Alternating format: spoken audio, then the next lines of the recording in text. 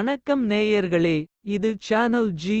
Welcome back to another episode. இன்றைய நிகழ்ச்சியில் ஒரு ஜாடி முழுவதும் தானியம் நிரப்பி அதன் மேல் ஒரு எலியை விட்டார்கள்.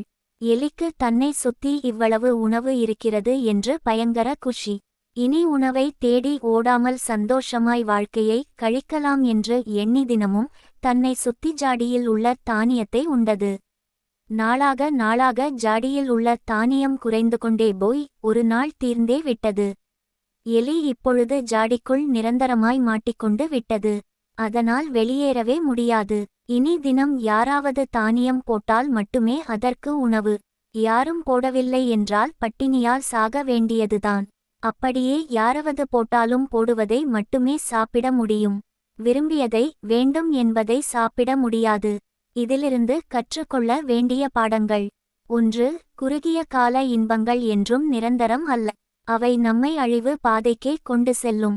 அவை நீண்ட கால பொறிகளுக்கு வழிவகுத்து நம்மை நிரந்தரமாக சிக்க வைத்து விடும்.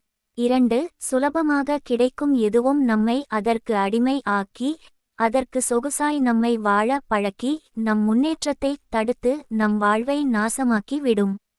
3. நமக்கு தெரிந்த ஒரு கலையை நாம் உபயோகிக்காமல் சோம்பேறியானால் அந்த கலையை நாம் இழக்க நேரிடும்.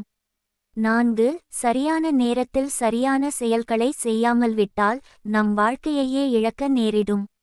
நாம் நம் மனதுக்கு பிடித்ததை தேர்ந்தெடுக்க முடியாத நிலைக்கு கட்டாயமாக தள்ளப்படுவோம். அன்பு நேயர்களே, இது உங்கள் மனம் கவர்ந்த சேனல் ஜி. உங்களுக்காக தினம் ஒரு நிகழ்ச்சி ஒலிபரப்பாகிறது. நண்பர்களுடன் பகிர்ந்து கொள்ளுங்கள். நலம் பெறுங்கள்.